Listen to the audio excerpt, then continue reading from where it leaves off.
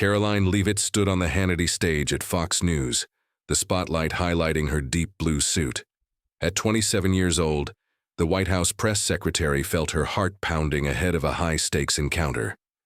Moments earlier, Robert Niro had stepped onto the set and delivered a pointed remark. Trump is a disaster and Leavitt is his puppet. The short but piercing statement stirred the crowd into an uproar, with cheers and whistles filling the studio. Leavitt, clutching the microphone tightly, eyes intense, remained unfazed in front of the millions watching. Niro, an actor with 2 Oscars and a powerful media presence, was sure he'd overpower this young MAGA figure. But Leavitt, grounded in her Catholic beliefs and firm loyalty to Trump, saw the moment differently. She viewed it as her opportunity to disprove the puppet label. As she stepped forward into the light, she wasn't just preparing for a debate. She was ready to reclaim the narrative and seize the attention from Niro. Before diving into the rest of the story, tell us where you're tuning in from and don't forget to subscribe to catch all our latest coverage. The studio shimmered. Under intense lighting, the crowd falling quiet as Robert Niro stood in the center. His black suit was tailored, his stare cold and commanding, much like the character Vito Corleone, whom he famously played. As the camera slowly panned across, faint clapping arose from the liberal side of the audience. Sean Hannity's voice rang out, "Hollywood legend, never one to hold back, Robert Niro." Niro nodded slightly, took the mic, and quickly delivered his opening jab. "I'm here with one clear message," he began, his deep voice carrying weight. "Donald Trump is the worst thing to happen to America, and Karoline Leavitt, this Gen Z figure, is just his latest mouthpiece. She parrots whatever script Trump hands her, nothing more." The audience reacted immediately. Trump supporters whistled and protested while liberals applauded. The energy in the studio surged. Leaning into his role like a seasoned performer, Niro raised his hand and scanned the audience. "You think I'm joking?" he said, smirking, his thick New York accent slicing through the tension. "I've played con men on screen. Trump's the real deal, all show, no depth. I've portrayed gangsters in films, but Trump, he lives it. And Leavitt, she's just a kid, 27 and clueless, pretending to speak for the country." That remark drew laughter from the liberal side. Phones popped up to record, sensing the moment would trend quickly online. Niro wasn't done. He took a few steps, pointing directly at the camera as if speaking to Leavitt backstage. "She's the youngest press secretary ever, right? Sounds impressive. But what's she actually done other than defend Trump? Look at the signal leak incident. She accidentally added a reporter to a classified chat and exposed Trump's plans. Whether that was carelessness or deliberate, I don't know. But if she's our voice to the world, we should be concerned." Laughter erupted again. Someone in the crowd called out, "Right on, Bobby." Niro shrugged, lips curled into a satisfied grin, as if he'd just landed a decisive blow. Sean Hannity attempted to interject, "Bob, she's coming out to respond. What's your reaction?" But Niro cut him off sharply, voice razor sharp. "Let her come. I'd welcome that." Niro continued, "I want to hear how she justifies aligning herself with Trump, a man I've long called a danger." He gestured, broadly. "I stood outside his courthouse and told the crowd directly, he's unfit to lead.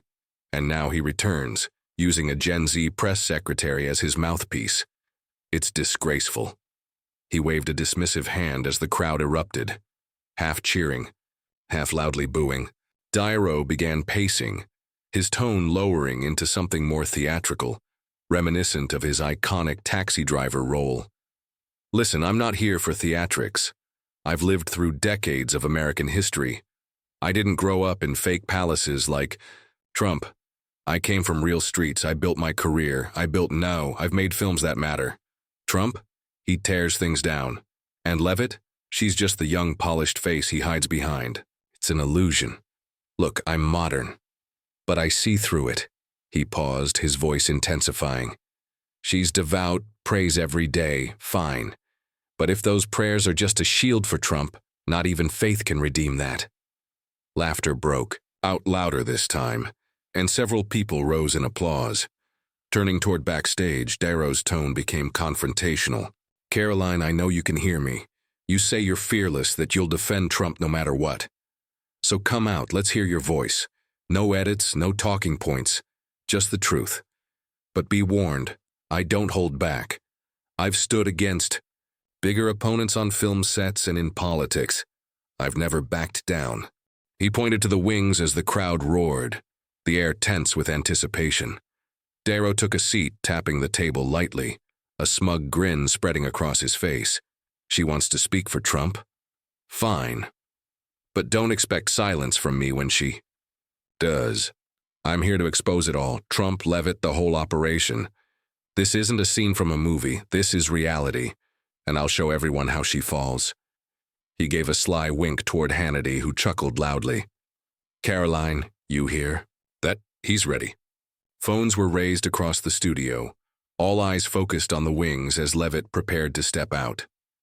Backstage, Karoline Leavitt stood just behind the curtain, the stage lights casting a soft glow on her focused expression. Darrow's words rang. In her ears, Gen Z puppet, clueless kid. Each insult stung, but she didn't flinch. Her tailored deep blue suit fit perfectly, her blonde hair tied back, fists clenched and eyes burning with resolve. This was familiar ground, Fox News, where she had appeared on Fox and Friends, and she had no intention of letting Darrow take control. She turned to her assistant, a voice firm. Where's that old Darrow clip? The assistant held up an iPad. Here, he praised Obama back in 2016. Leavitt smiled. Perfect. Send it to production. I want it up the moment I walk out. As the lights flooded the stage, Karoline Leavitt emerged, her heels clicking sharply on the studio floor. Her deep blue suit emphasized both her youth and determination. The ad break music faded as Sean Hannity stood up, raising a hand. Please welcome Karoline Leavitt, White House press secretary, here to respond to Robert Darrow. The studio exploded. Trump supporters clapped loudly while others whistled and jeered. Leavitt nodded slightly at Hannity before scanning the room, locking eyes with Darrow. He sat back, arms crossed, wearing a smug grin, expecting to watch her falter. But Leavitt wasn't there to retreat. She had come to challenge. Gripping the microphone firmly, she stood tall. Her voice rang clear. Mr. Darrow, I heard every word you just said, Gen Z puppet, clueless kid. You think your 2 Oscars and gangster movie bravado give you the right to humiliate me and President Trump in front of the nation? You're mistaken. The crowd fell silent, surprised by her composed strength. Darrow raised an eyebrow, but Leavitt didn't pause. You called Trump a gangster, me a childish lackey. But have you looked in the mirror? A Hollywood icon living comfortably off news success, starring in box office flops like The Alto Nights, and you talk about failure. You've made millions pretending to be tough, but in real life, you're out of touch. You don't understand everyday Americans. Applause broke out from the conservative side, some rising to their feet. Leavitt stepped closer to the table, eyes fixed on Darrow. You mocked me over the signal leak? Fine. The words hung heavy, but Karoline Leavitt didn't blink.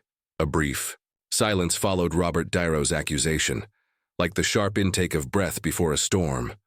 Across from him, she sat poised, legs crossed, back straight, eyes fixed with a calm fire. She didn't rise to his tone. She didn't need to. You're right, she said, voice cool and deliberate. I am someone who believes in President Trump, because I've seen what he's done. Not through the lens of a movie script, not from behind velvet ropes at no, but from the front lines of policy, media war zones, and economic recovery. She leaned forward, voice firm enough to cut through the air. You think that clip from 2016 was just a gotcha moment? No, it was a mirror. You praised Obama when it was fashionable. Now you hate Trump because it's trendy in your world. But I don't chase applause. I stand by my convictions. Darrow scoffed, mouth twitching but stayed silent. His earlier bravado, now replaced by something less sure, more uncertain. Leavitt pressed on. You call me a puppet because I'm young and I back someone you despise. But maybe it's not about Trump. Maybe it's about you. About a man whose time is up. About a man who's scared because someone younger, sharper, and unafraid stood Up to him on his own stage. Cheers flared again. Hannity chuckled under his breath, muttering, "Oh boy," into his mic. "You say I'm a mouthpiece," Leavitt continued, her tone growing even sharper. "But I don't hide behind Oscars. I don't spit out monologues and expect people to mistake them for truth.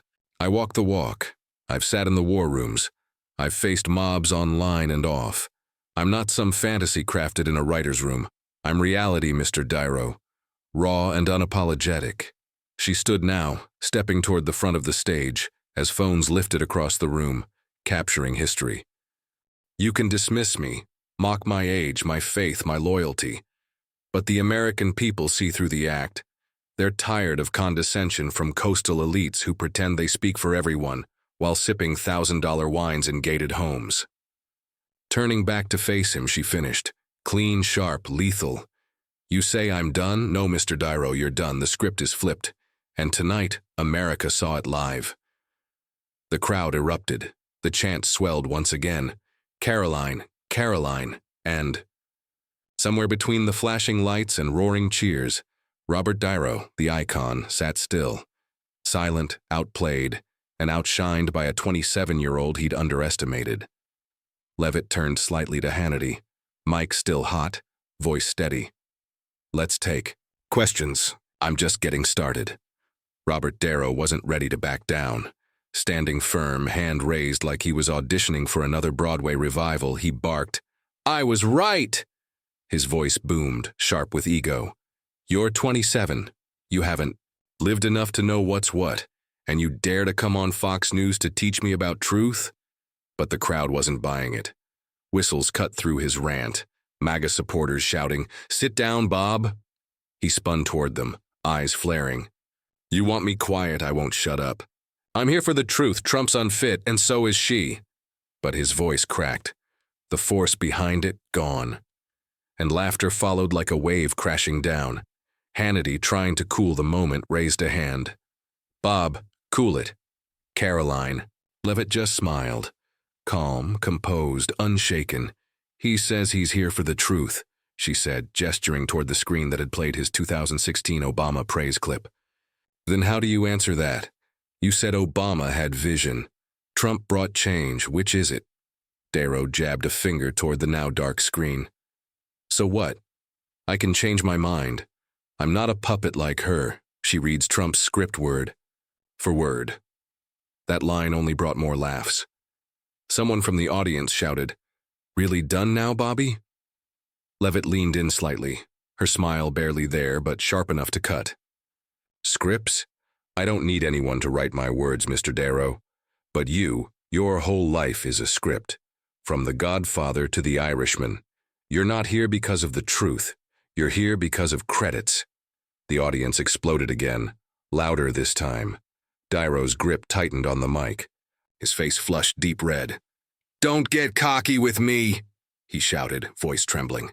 "I built my career from nothing, in Little Italy, not thanks to Trump or Fox. I've got now, I've got films. What do you have besides a mouth reading? His orders?" But the crowd wasn't on his side. "The Alto Knights lost 40 million, Bob," someone yelled. Even Hannity couldn't keep a straight face. "Karoline," he laughed. "You've got him fired up now." "She's not firing." "Me up," Niro snapped, turning to Hannity. "She's just an arrogant kid. I've been fighting Trump since she was in diapers. I stood outside his courthouse and spoke the truth." "And I pray," Leavitt replied coolly, "for strength. What do you pray for when the Alto Knights flopped?" That was the knockout. The crowd roared. Niro staggered a step back and dropped the mic onto the table. His eyes, once blazing, now empty, unfocused. Commercial break hit. But even during the silence, the damage was done. When the show resumed, Niro was still trying to recover. "I'm not done," he muttered, glaring at her. "You want to play this game? I'll show the country who you are, a childish opportunist." But the confidence was gone. Even the studio audience could feel it. Hannity leaned in, half grinning. "Bob, she scored points. What have you got left?" Niro's reply came soft, almost hollow. "I don't need to turn it around. I'm Robert Niro, and she's nothing. Yet the world outside disagreed. As he left the studio, his team scrambling behind him, Niro typed a tweet from his phone. Karoline Leavitt is arrogant, but Trump's still the biggest danger. I didn't lose today, it was posted. But the first reply, "You lost, Bob, go retire." He tossed the phone aside, hands shaking. The next morning he tried damage control on CNN. She thinks she's clever, but I've seen it all. I've fought Trump for years. She's just his shadow. But the narrative had already shifted. The Hannity stage lights dimmed, but echoes remained. Cheers, whistles, MAGA chants. Leavitt sat legs crossed, a faint smile playing on her lips, like a gladiator. After the kill, across from her, Niro sat motionless, face pale, his legacy bruised. Hannity looked between them, raised a hand, and chuckled. What did we just witness? Karoline Leavitt made this stage hers. And once again, the crowd erupted. Karoline! Karoline! Liberals whispered, stunned that an 81-year-old legend just got verbally steamrolled by a 27-year-old rising star. But the battle didn't end in studio.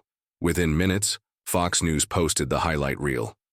Leavitt's icy, "You're done, Mr. Niro," echoing right after the Obama clip. 30 seconds later, Leavitt frees Niro rocketed to the top of trending. Tens of thousands of posts flooded X. And the MAGA crowd? They found their new heroine, a prominent account with over 500,000 followers. Twitter, Karoline Leavitt. Just knocked out Niro. Gen Z 1, Hollywood 0. Paired with a photo of Leavitt at the mic, eyes blazing, the post racked up thousands of likes in minutes. Another user added, "She's 27 and made Niro tremble." This is MAGA's comeback queen, sharing a clip of Leavitt's bold line. "You live in luxury mansions." The post spread like wildfire. Memes flooded X like a tidal wave. One viral image showed Niro red-faced, hands shaking, with the caption, "When you think you're a Goodfellas gangster but get schooled by Gen Z." A fan-edited short paired Leavitt's icy, "You're done," with a silent scene of Niro from The Irishman. It passed 200,000 views in under an hour. A MAGA-aligned account posted, "Karoline just showed Niro Fox News isn't Hollywood's playground. Retire, Bob," alongside a shot of Leavitt raising her hand to the cheering crowd. The post pulled in thousands of retweets. Trump supporters across the platform crowned her Killer Karoline. One tweeted, "Trump didn't pick her for show, she's a real fighter." Meanwhile, Niro's fanbase spiraled into damage control. Some tried to defend him, claiming, "Niro's a legend. This kid used cheap tricks." But even among loyalists, doubts crept in. "I love Bob, but he got smoked," one admitted. "Leavitt was too sharp, he couldn't keep up." Another user posted a meme of Niro and taxi driver captioned, "You talking to me? Yeah, and you lost," adding, "He thought he was untouchable. She showed the country he's done." Others hit harder. Niro went too far, mocking her faith. Now he's paying for it. Embarrassing. A clip of the crowd erupting in laughter. After Leavitt mentioned the Alto Knights losing $40 million got reshared thousands of times, with captions like, "She turned Bob into a joke." Media outlets quickly jumped in. Fox News posted, "Right after, Karoline Leavitt teaches Robert Niro a lesson in truth," hailing her as the future of the conservative movement. A Fox and Friends commentator tweeted, "She just made Niro an example. Don't mess with Trump's Gen Z." Liberal media tried to push back. CNN ran a segment saying, "Leavitt scored, but she's still Trump's mouthpiece, don't be fooled." Variety called it Niro's rare defeat, noting that he underestimated his young opponent. Even critics conceded, "She's smarter than we thought." That old clip was a perfect hit. On the street, reactions mirrored the online frenzy. A middle-aged man in a MAGA hat told his friend, "She made me proud," took down Niro right on Fox's home turf. Meanwhile, a liberal-leaning woman shook her head saying, "I like Bob, but she was too sharp. He didn't stand a chance." Phones across the country lit up. Clips of Leavitt's "You're done" line hit Instagram and YouTube at breakneck speed. One user summed it up, "This is the drama of the year. Karoline 1, Niro 0. Hashtags. Like Ring's Dairy Meltdown started rivaling Dreicher Leavitt TVs. A standout tweet read, Niro ragged but did nothing. Karoline won hands down. As Hannity wrapped up, it was clear the fallout from the Leavitt-Niro clash didn't stay inside the Fox News studio, or even online. Leavitt walked off stage with a faint smile, eyes steady, her deep blue suit just as crisp as when she stepped out. Niro, face dark, hurried off with his team, still clutching his phone after his angry tweet. But this moment wasn't just another media drama. It reshaped both their images. Leavitt, once dismissed as a talking point parrot, became a rising conservative icon. Niro, once seen as an untouchable legend, now faced a major crack in his legacy. Inside the White House, Leavitt's victory was treated like a triumph. Hours after the show, Donald Trump tweeted, "Karoline Leavitt was fantastic. She just showed Niro and the fake Hollywood crowd the truth. Very proud." It wasn't just praise, it was a coronation. The tweet signaled she had earned her place inside Trump's trusted circle. Close advisors like Stephen Miller and Kayleigh McEnany, who once doubted she could take on a heavyweight like Niro, now privately admitted her skill. Trump loved that performance, one insider told Fox. She didn't just survive, she crushed him on home turf. In the days that followed, Leavitt's White House briefings saw record attention. Reporters pressed her on everything from Trump's messaging to future campaign plans, but she handled them all with new authority.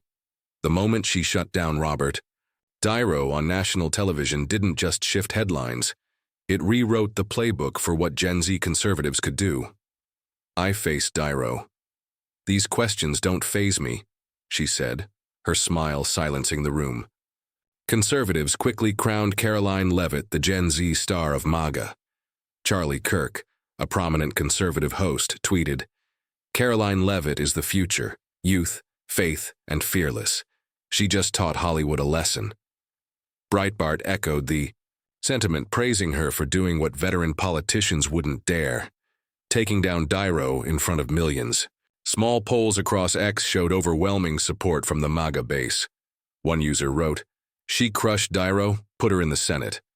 The killer Karoline persona exploded online, transforming her from a young spokesperson into an icon of a new conservative generation, one not just loyal to Trump, but capable of fighting and winning on the ruthless battlefield of modern media. But not everyone was celebrating. Liberals and Niro loyalists dismissed the moment as a manufactured spectacle designed to appease Trump's base.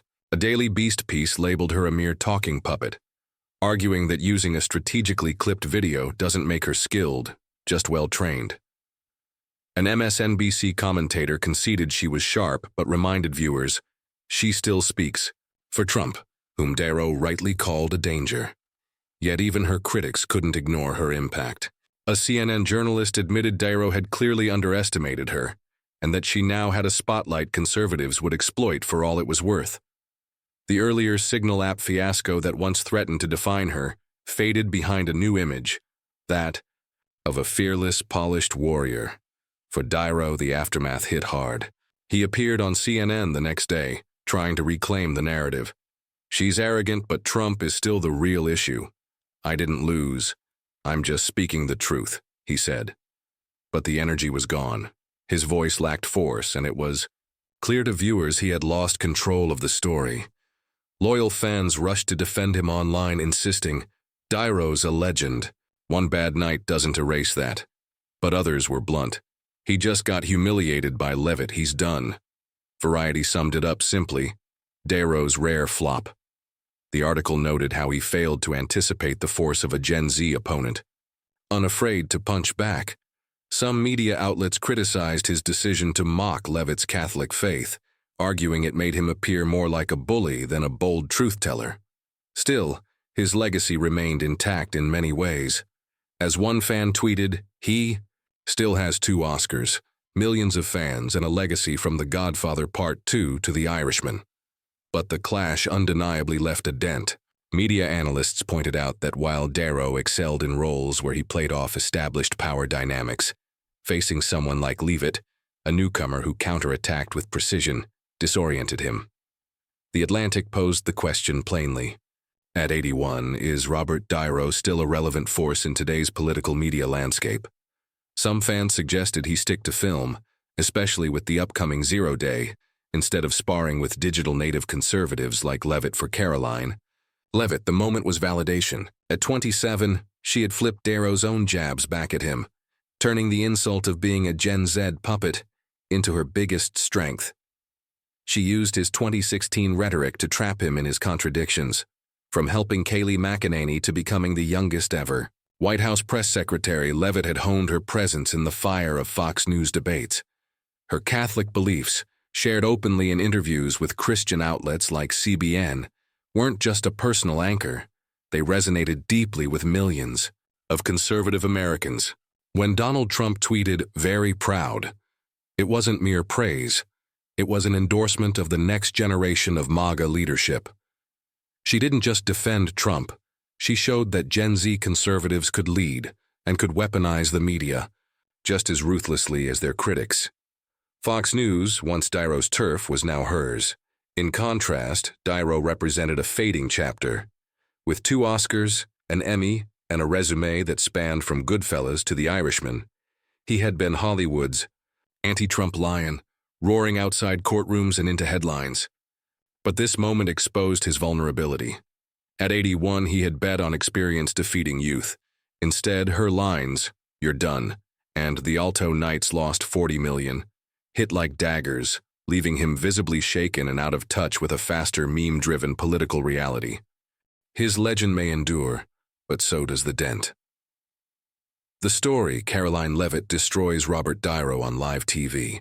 His furious reaction goes insanely viral, became a symbol of America's deep divide.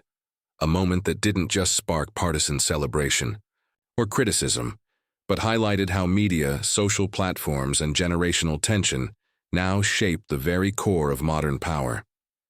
How truth and influence are measured has changed, and this clash proved it.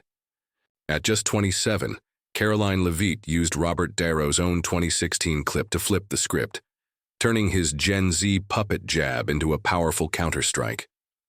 On Fox News, her move painted him not as a titan, but as a relic. Darrow, 81, fired back with fury, but stumbled. And in the blink of a scroll, social media exploded. Memes flooded in. Leavitt beats Darrow, Gen Z 1 Boomer 0, and a storm of TikTok edits crowned Leavitt the unexpected victor. Even Trump's quick tweet of praise added fuel to her rise. But this wasn't just political theater.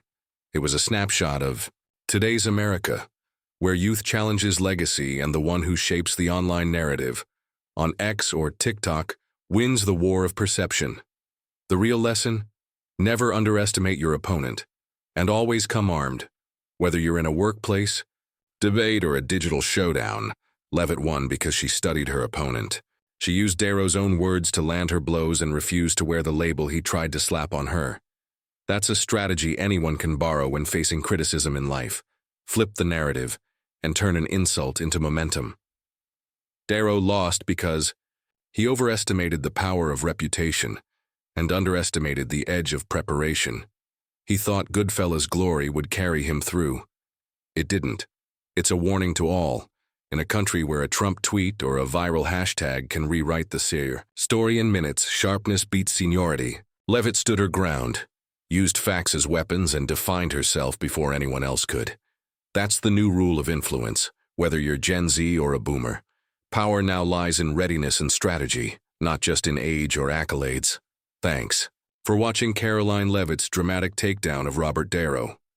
Hit subscribe so you don't miss the next fiery face-off. In the upcoming video, we'll dive into who Killer Karoline might take on next.